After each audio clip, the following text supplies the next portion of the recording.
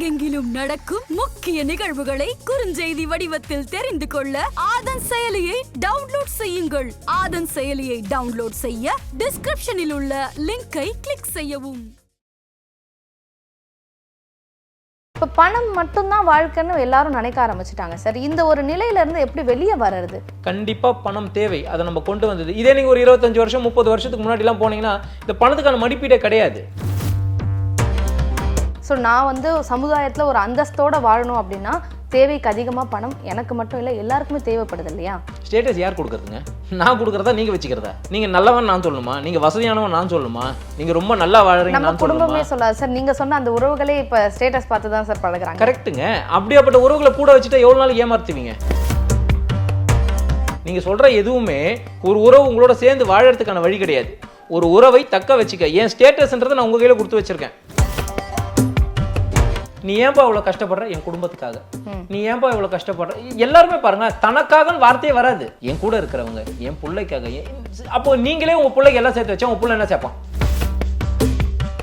சரி, நீங்க இவ்வளவோ செய்றீங்க உங்க குழந்தைக்காகவோ இல்ல உங்க மகனுக்காகவோ மகளுக்காகவோ எல்லாம் செய்றீங்க. அவங்க வாழ்க்கையில அடுத்த நிலைமைக்கு என்ன பண்ணு? சரி, நீங்க எல்லாமே கொடுத்துட்டீங்க, அவங்க என்ன பண்ணணும்னு எதிர்பார்க்குறீங்க? இன்னைக்கு நான் வந்து மிடில் கிளாஸா இருக்கேன், என் குழந்தை அட்லீஸ்ட் அப்பர் மிடில் கிளாஸ் ஆகணும்னு நான் எதிர்பார்ப்பேன். அப்படி எடுத்து உங்களோட கதையை எடுத்து பாருங்க. கண்டிப்பா நீங்க சேருங்க, பண்ணுங்க, எல்லாமே பண்ணுங்க. இதை வெறும் பணத்தையே பேசாதீங்க. பொருளாதாரம் பொருளாதாரம் பொருளாதாரம் சொல்றது உங்களுக்கு அடுத்து வர ஒரு தலைமுறையை நீங்களே கையை வச்சு நசுக்கிற மாதிரி. அப்படி பண்ணீங்க அப்படின்னா அடுத்தது ஒரு ஆரோக்கியமான தலைமுறை இருக்கவே இருக்காது. ஆதன் ஆன்மீகம் நேயர்களுக்கு வணக்கம். உங்கள் பகுதியில் நடக்கக்கூடிய முக்கியமான நிகழ்வுகளை நீங்கள் தெரிஞ்சுக்கணும் அப்படின்னா ஆதன் செயலியை டவுன்லோட் செய்யுங்க. அதுக்கான லிங்க் டிஸ்கிரிப்ஷன் இருக்குது. கடந்த முறை நம்மளுடைய நேர்காணலில் வந்து நிறைய விஷயங்கள் பகிர்ந்துக்கிட்டாங்க. அதாவது வாழ்க்கை எப்படி வேணால் வாழலாம்னு இருக்குது, ஆனால் இப்படி தான் வாழணும்னு ஒரு சில விஷயங்கள் இருக்குது. இந்த வாழ்க்கையை இப்படி வாழ்ந்தீங்கன்னா உங்களுடைய வாழ்க்கை வந்து அடுத்த நிலைக்கு வந்து ஒரு நல்ல நிலைக்கு மூவ் ஆகும் அப்படின்னு சொல்லிட்டு நிறைய விஷயங்கள் மக்களுக்கு தேவையானதாக சொல்லியிருந்தாங்க. சக்கரா சக்தி மையம் பரணிதரன் சார் அவர்கள், வணக்கம் சார். வணக்கம். எப்படி இருக்கீங்க? நல்லா இருக்கேன், நீங்க எப்படி இருக்கீங்க? நல்லா இருக்கேன் சார். சார், நம்ம கடந்த முறை நிறைய விஷயங்கள் பேசணும். அது நிறைய பகிரப்பட்ட ஒரு விஷயம் என்ன அப்படின்னா, நம்ம வந்து பணம் முக்கியம்தான், ஆனால் பணத்தை தாண்டி நிறைய இருக்குன்னு நம்ம பேசியிருந்தோம்.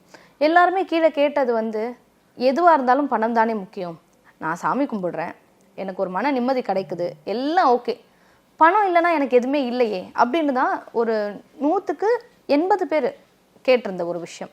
இப்போ பணம் மட்டும்தான் வாழ்க்கைன்னு எல்லாரும் நினைக்க ஆரம்பிச்சிட்டாங்க சார். இந்த ஒரு நிலையில இருந்து எப்படி வெளியே வர்றது? இதுல வெளியே வரலாம் முடியாதுங்க. இன்னைக்கு நிலைமையை நம்ம அப்படி உருவாக்கிட்டோம். பணம் முக்கியம். நீங்க வாழறதுக்கோ, நான் வாழறதுக்கோ, ஒரு உணவுக்கோ, என் குழந்தைக்கு ஒன்று செய்யறதுக்கோ, இல்லை நான் ஒரு பொருளை வாங்குறதுக்கோ பணம் முக்கியம். ஆனா அந்த பணம் தான் முக்கியம் ஆயிடுதுன்னு வச்சுங்களேன். இப்போ என் புள்ள, என் பொண்டாட்டி இவங்களாம் சந்தோஷமா இருக்கணும் தான் அந்த பணத்தை நான் சம்பாதிக்க போறேன், கரெக்டா இல்லையா?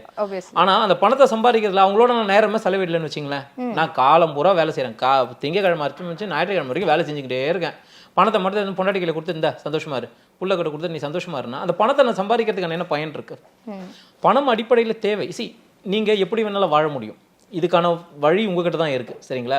என்னால் இன்னைக்கு ஒரு 500 ரூபாயிலையும் என் வாழ்க்கையை அமைச்சிக்க முடியும். அதுக்கான உணவு இருக்கு, அதுக்கான உடை இருக்கு, அதுக்கான இடம் இருக்கு. 500 ரூபாயிலையும் வாழ முடியும். 5000 ரூபாய் கொடுத்தாலும் வாழ முடியும். 50,000 கொடுத்தாலும் பத்தலன்னு சொல்ல முடியும். இதுதான் நிலைமை. மனிதன் தன் வாழ்க்கையை தன் வசப்படுத்திக்கிறதுக்கு தயாராக கிடையாது. இப்போ நீங்க ஒரு சாதாரண ஒரு ஹோட்டலுக்கு போனீங்கன்னா ஒரு 4 பேர் சாப்பிட்டீங்கன்னா 1500 ரூபாய் சாப்பாடு முடிக்க முடியும். 5000 ரூபாயும் முடிக்க முடியும். 10,000 ரூபாய் செலவு பண்ணி திருப்தி இல்லாமே வந்து சேர முடியும். இது உங்கள் கையில் தான் இருக்குது. சரி, இன்னைக்கு மனிதர்கள் என்ன ஆகிடுறாங்கன்னா, பணத்தை பற்றி சொல்லியாச்சா, பணம் இல்லாமல் எப்படிங்க வாழ முடியும்? பணம் இருந்தால் தான் நான் வாழ முடியும். கண்டிப்பாக பணம் தேவை, அதை நம்ம கொண்டு வந்தது. இதே நீங்கள் ஒரு 25 வருஷம் 30 வருஷத்துக்கு முன்னாடிலாம் போனீங்கன்னா இந்த பணத்துக்கான மதிப்பீடே கிடையாது. கண்டிப்பாக பணத்தை யாரும் பெருசாக இல்லை, உறவை பெருசாக பார்த்தேன்.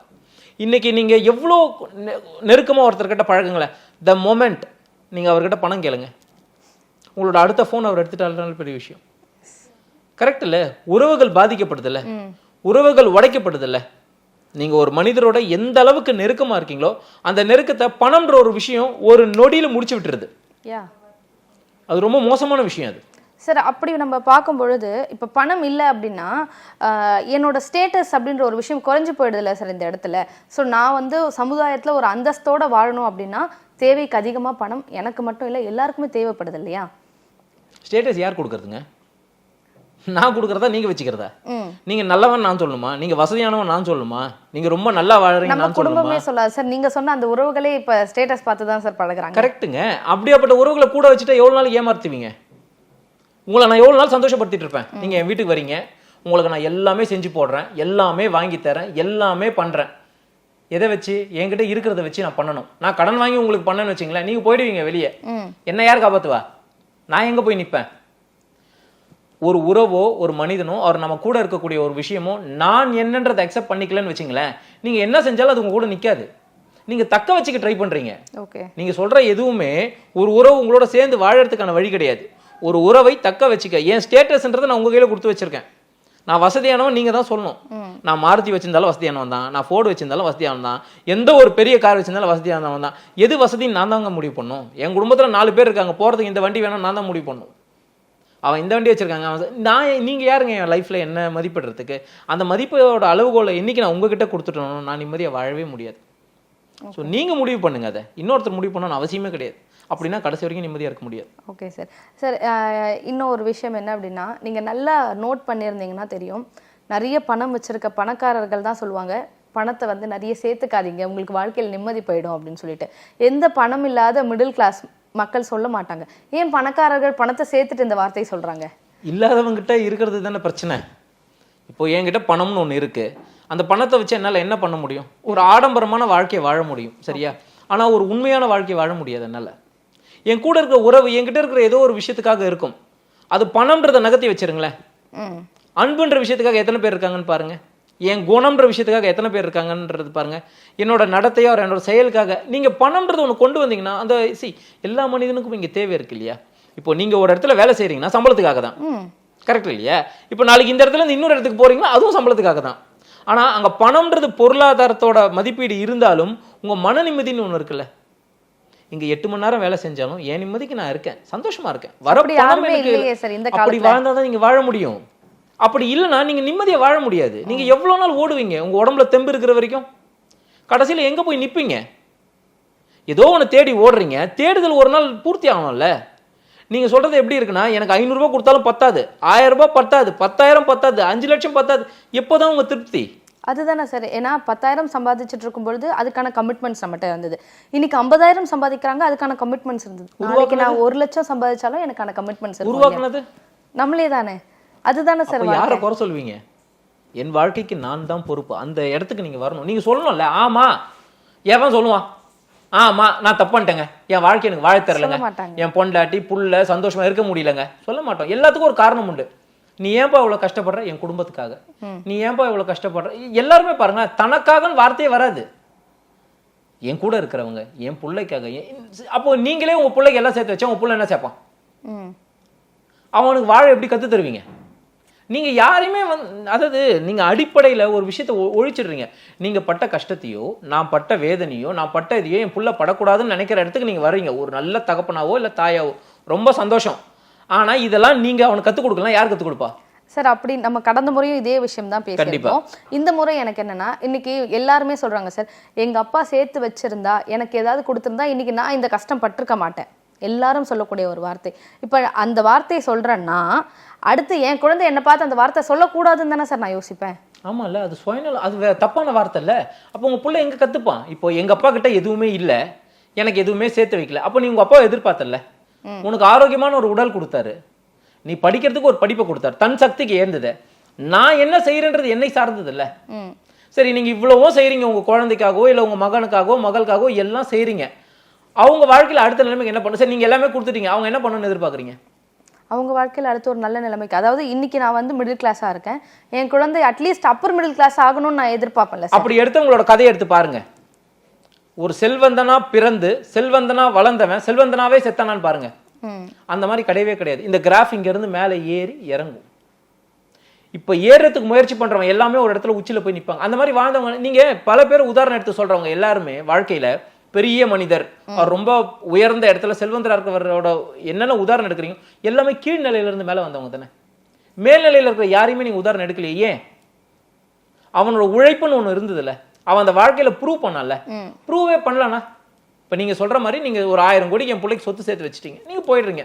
உங்க புள்ள அந்த 1000 கோடி வச்சுன்னு வாழறான், அவன் ஒரு 500 கோடி சேர்க்கறான். அவன் புள்ள அவன் எங்க தான் கஷ்டப்படுவான்? அவனுக்கு தர்மன்ற ஒரு விஷயத்தை நீங்க சொல்லி தரல. நான் போன வாட்டி சொன்னதான் இதான் சொல்றேன், அழ தெரிஞ்ச எனக்கு தான் அழுக தெரியும், பசி தெரிஞ்ச எனக்கு தான் பசி தெரியும். 4 பேருக்கு கொடுத்து உதவனவன் என் புள்ள கொடுத்து உதவுவான். எங்கள் அப்பா சோத்துக்கே வழியிலனா கூட 4 பேருக்கு கொடுப்பான்டா. நான் கஷ்டப்பட்டேன், இன்னைக்கு அவனை விட ஒரு நல்ல நிலைமையில இருக்கேன், நான் ஒரு 10 பேருக்கு கொடுப்பேன். இன்னைக்கு நீங்கள் அப்படி சொசைட்டியை உருவாக்கவே இல்லை. நான் 10 பேர்கிட்ட அச்சு பிடிக்க வாங்கினேன், என் புள்ள 100 பேர்கிட்ட அச்சு பிடிக்க வாங்கட்டும். இது வாழ்க்கையே கிடையாது. நீங்கள் வாழ கொடுங்க, நீங்கள் சேர்த்து வைங்க. ஆனால் நீங்கள் சேர்க்கறது பணம்ன்ற இடத்துக்கு மட்டும் ஏன் போகிறீங்க? ஏன் அதை குணத்தில் பேச மாட்டீங்க, நல்ல நடத்தையில் பேச மாட்டீங்க, நல்ல பழக்கத்தில் பேச மாட்டீங்க? இன்னும் 10 அன்னதான கூட கட்டி விடுங்களேன். எவ்வளோ பேர் பணம், சரி நான் நீங்கள் சொன்ன மாதிரியே பணம் வச்சிருக்கிற எல்லாருமே இல்லை எவ்வளோ வச்சிருக்கிறவங்க நல்ல நிலைமையில இருக்கிறவங்க ஏன் நல்லதே செய்ய மாட்டீங்க? அதுதான் சார் என்னோட கேள்வியாகவுமே இருக்கு. அதாவது இப்ப நான் பிறருக்கு உதவுற அளவுக்கு கூட என்னை விட ஸ்டேட்டஸ்லயோ இல்ல கொஞ்சம் பணம் அதிகமா வச்சிருக்கவங்களுக்கு அந்த உதவுற எண்ணம் இல்லையே. நீங்க சொன்ன அதே காரணம் தான். நான் எல்லாத்தையுமே கொடுத்துட்டேன், அவனுக்கு எதுவுமே தெரியாது. நான் எல்லாமே சேர்த்து மிதப்பில் வச்சுட்டேன். சரிங்களா? எனக்கு இங்க இருந்து நடக்கணும், இங்க இருந்து ஒரு இடத்துக்கு நான் நடந்தாதான் நடனா என்னன்னு தெரியும், என் உடல் என்னன்னு தெரியும், நான் கஷ்டம் எப்படி படுறேன். நான் நடக்க வேலை இறங்கினோடனே வாசல்ல கார் வருது, பைக் வருது, நான் எப்படி கத்துப்பேன் அதை? நீங்க சொல்றது ரொம்ப அபத்தமா இருக்கு. அதாவது ஒரு குழந்தை உழுந்து எழுந்து நடக்கணும்னு நான் ஆசைப்படுறேன், நீங்க அதெல்லாம் முடியாது, நான் வாக்கர் வாங்கி வச்சு தூக்கி உட்கார வச்சிருவேன், அது தானாவே நடந்து போய்க்கணும். அதுக்கு அடின்றது எப்படி தெரியும்? நான் உழுந்து ரத்த தொடச்சின்னு ஓடுவேன், அவன் ஊழ்ந்த உடனே ஹாஸ்பிட்டலுக்கு ஓடுவான். சரிங்களா? அப்படி இருமுனோடனே நெஞ்சு பிடிச்சி ஹாஸ்பிட்டல் போய் படுத்து 4 ட்ரிப்ஸ் ஏற்றிவான், ஐயோ எனக்கு எதுவும் ஆயிடக்கூடாதுன்ட்டு. நான் எது வந்தாலும் பரவாயில்ல, இதுக்கு எதுக்கு நான் அங்கே போனோம்னு நினச்சி ஓடுவேன். நீங்கள் உறுதியாக்க மாட்டீங்க, எண்ணமோ மனமோ உறுதியாகவே இல்லை. நீங்கள் சொஃபஸ்டிகேட் பண்ணுங்க, நான் தப்பே சொல்ல. ஆனால் அந்த சொஃபஸ்டிகேஷன்றது பொருளாதாரத்தை மட்டுமே பேசாதீங்க. இன்னைக்கு நீங்கள் பேசுறது எல்லாமே காசு காசு காசு தான். ஏன்னா அதுதானே சார் தேவையா இருக்கு இன்னைக்கு. அது தேவைதாங்க, ஆனால் அளவுக்கு மிஞ்சினா அது வேற இல்லை. நீங்கள் தேவைன்னா என்ன? 3 வேளை சாப்பாடு, உங்களுக்கு இருக்க இடம், கடன் இல்லாத வாழ்க்கை, இதுதான் தேவை. இதை மீறினா 4 பேர்கிட்ட பணம் வாங்கும்போது அந்த பணத்தை எப்படி திருப்பி கொடுக்கணும்னு கஷ்டப்படுவேன். அந்த காசை அவன் கேட்கும்போது அதை நம்ம கொடுக்கணுமே, அதுக்கு நான் உழைப்பேன், அதுக்கு நான் ஓடுவேன். இது எதுவுமே எனக்கு தெரியாது. நான் என்ன பண்ணுவேன்? நான் இப்போது எனக்கு சாப்பாட்டுக்கு இல்லை, சாப்பாட்டுக்கான காசை சேர்க்குறேன், சாப்பாட்டுக்கு இருக்குது, அடுத்ததுக்கு என்ன பண்ணுவேன்? கொஞ்சம் ஆடம்பரமாக வாழ பார்ப்பேன். அடுத்தது வேற பழக்கங்களுக்குள்ள போவேன். ஆமாம், நான் செலவு பண்ண நினைப்பேன்ல. என்கிட்ட எவ்வளோ இருக்குன்னு தெரிஞ்சிருச்சுன்னா பாக்கெட்டில் அதை எண்ணி செலவு பண்ணுவேன். இன்னைக்கு 100 ரூபாய் இருக்குது, 100 ரூபாயில் இவ்வளோ போச்சு, இவ்வளோ இருக்குன்ட்டு என்னைக்கே தெரியாது எனக்கு. எனக்கு யாரோ ஒருத்தர் கொடுக்குறாங்கல்ல. இப்போ நீங்கள் 8 மணி நேரம் வேலை செஞ்சு கஷ்டப்பட்டு சோறு தண்ணி இல்லாமல் உட்காந்து எல்லாம் பண்ணி அந்த சம்பளத்தை வாங்கும்போது அனாவசியமாக எத்தனை பேர் 5 ரூபாய்க்கு போடுவீங்களா? பண்ண மாட்டீங்க. ஒரு தேவையில்லாத பொருள் வாங்குவீங்களா? வாங்க மாட்டீங்க. 4 தடவை யோசிப்பீங்க. ஒரு புடவை 1000 ரூபான்னு சொன்னால் இது 800 ரூபாய்க்கு எங்கேயாவது கிடைக்குமான்னு தேடுவீங்களே தவிர 1000 ரூபாய் புடவை 2000 ரூபாய் கொடுத்து வாங்க மாட்டீங்க. ஆனால் இன்னைக்கு நிலைமை எப்படி தெரியுமா இருக்கு? ஒரு பொருள் 1000 ரூபாய் இருந்தாலும் அதை தேடி வாங்க பயந்துக்குன்னு ஆன்லைன் ஒரு ஷாப்பிங்ல போய் 2000 ரூபாய்க்கு வாங்கி போகிறான். உண்மை தானே? உண்மை. உங்களுக்கு தெரியலையே, ஏன்னா உங்களுக்கு வாழவே தெரியல. அந்த இடத்துக்கு நான் உங்களை கொண்டு வந்துட்டேன். ஸோ கண்டிப்பாக நீங்கள் சேருங்க, பண்ணுங்க, எல்லாமே பண்ணுங்க. இதை வெறும் பணத்தையே பேசாதீங்க. பொருளாதாரம் பொருளாதாரம் பொருளாதாரம் சொல்றது உங்களுக்கு அடுத்து வர ஒரு தலைமுறையை நீங்களே கையை வச்சு நசுக்கிற மாதிரி. அதை செய்யாதீங்க. அப்படி பண்ணீங்க அப்படின்னா அடுத்தது ஒரு ஆரோக்கியமான தலைமுறை இருக்கவே இருக்காது. உழைக்க தெரிஞ்சவன், அழ தெரிஞ்சவன், கேட்க தெரிஞ்சவன், பசி தெரிஞ்சவன், இவனால் மட்டும்தான் வாழ முடியும். இதை தவிர நீங்கள் மெத்தனத்துக்கு கொண்டு வந்துட்டீங்கன்னா அவனால் இந்த உலகத்தில் வாழவே முடியாது. உங்கள் பிள்ளைக்கு அழ கற்றுக் கொடுங்க, உங்கள் பிள்ளைக்கு பசினா என்னன்னு சொல்லிக் கொடுங்க, உங்கள் பிள்ளைக்கு உதவினா என்னன்னு சொல்லிக் கொடுங்க, உங்களோட அடுத்த சங்கதிக்கு இந்த வாழ்க்கையில் என்னென்ன தேவை அடிப்பண்ணுன்ற சொல்லிக் கொடுங்க, விழ கற்றுக் கொடுங்க. சரிங்களா? உங்களுக்கு அடிப்பட்டதுனால தான் நீங்கள் வர முடியுது. அடிப்படாத என்னால் என் வாழ்க்கையே பார்க்க முடியாது. இப்படியே நல்லா இருக்கணும் ஒரு தாய் தந்தை நினைச்சிங்கன்னா உங்களுக்கு அப்புறம் யார் அவனை பார்த்துப்பா? இந்த உலகம் முழுக்க நல்லவங்களே கிடையாது. இன்னைக்கு அப்படி ஆயிடுச்சு. அப்படி நீங்களே அவனை அப்படி கொண்டு போயிட்டீங்கன்னா எப்படி அவனை வாழ வைப்பீங்க? ஒரு போர்க்களத்தில் இருக்கிறவனுக்கு போர் தெரியணும்ல, வால் சுத்த தெரியணும்ல, கற்றுக் கொடுக்கலன்னா ஒன்று ஒதுங்கி ஓடிடுவான் பயந்து, இல்லைன்னா செத்துருவான். இது ரெண்டுமே நடக்கக்கூடாது. ஸோ நீங்கள் உங்கள் கையில் தான் இருக்குது. நீங்கள் நினச்சிங்கன்னா அடுத்த தலைமுறையை சிறப்பாக்கிடலாம். கண்டிப்பாக.